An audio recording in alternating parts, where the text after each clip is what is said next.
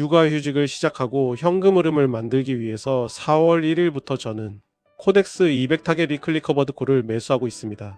그렇다면 4월 1일부터 코덱스 200이랑 코덱스 200 타겟 위클리 커버드 콜 중에 뭐가 더 좋은 성과를 냈을까요? 숫자만 보면 코덱스 200이에요. 40.71% 올랐거든요.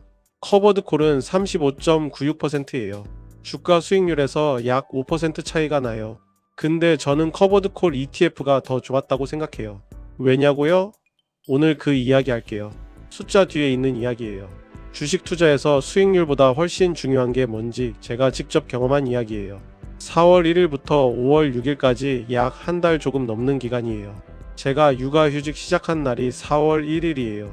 그 시점에 두 ETF를 매수했다고 가정하고 비교해 볼게요. 코덱스 200은 4월 1일 종가가 82,170원이었어요. 5월 6일 종가가 115,620원이에요. 주가 수익률이 약 40.71%예요. 코덱스 200 타겟 위클리 커버드 콜은 4월 1일 종가가 17,115원이었어요. 5월 6일 종가가 23,270원이에요. 주가 수익률이 약 35.96%예요. 정말 어마어마한 수익률입니다. 주가 수익률만 보면 코덱스 200이 약 5% 앞서요. 근데 여기서 커버드 콜에는 분배금이 있어요.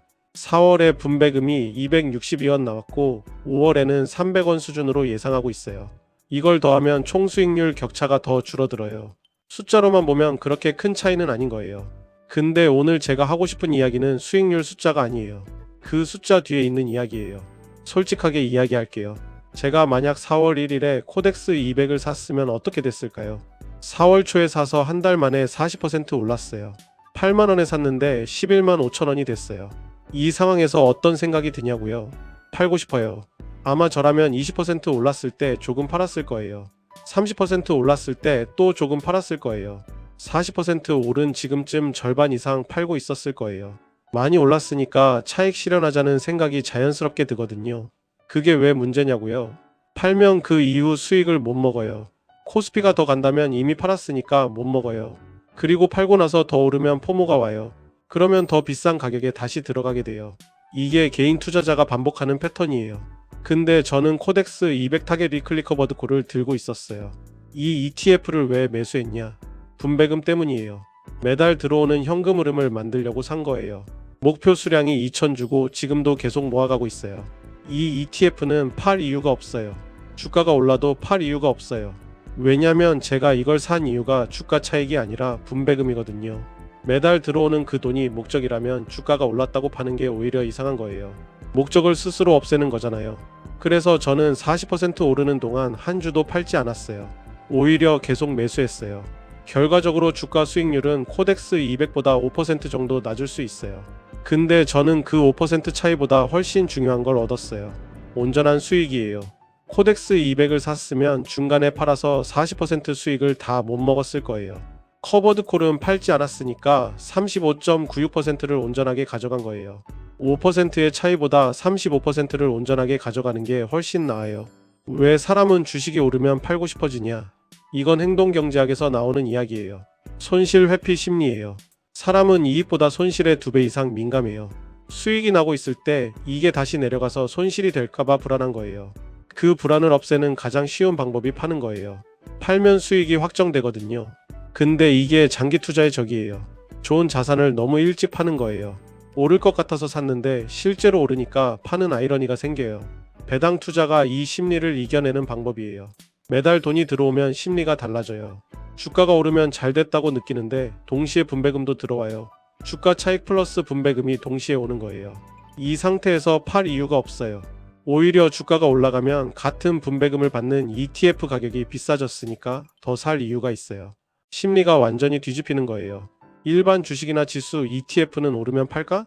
가 먼저 오는데 배당 ETF는 오르면 더 살까가 먼저 와요. 이게 장기 투자를 가능하게 만드는 구조예요.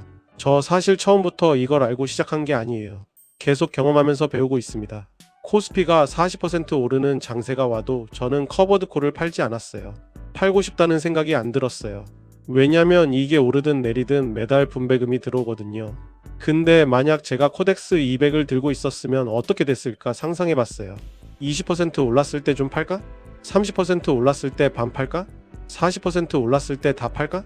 이 생각의 흐름이 너무 뻔히 보여요. 저는 제 자신을 너무 잘 알거든요. 저는 의지가 약해요. 오르면 팔고 싶어지는 사람이에요. 그걸 이겨낼 자신이 없어요. 배당 투자가 그 약점을 메워줬어요.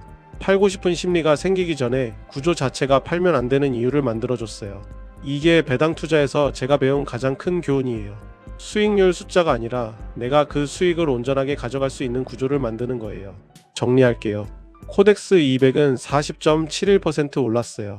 코덱스 200 타겟 위클리 커버드 콜은 35.96% 올랐어요. 주가 수익률은 코덱스 200이 앞서요. 근데 저는 커버드 콜 ETF가 더 나았다고 생각해요. 코덱스 200을 샀으면 중간에 팔았을 거예요. 커버드 콜은 목적이 분배금이라 팔지 않았어요. 35.96%를 온전히 가져갔고 분배금도 받았어요. 좋은 투자란 수익률이 높은 자산을 찾는 게 아니에요. 내가 끝까지 들고 갈 수 있는 자산을 찾는 거예요. 그 자산을 팔지 않을 이유를 구조적으로 만드는 거예요.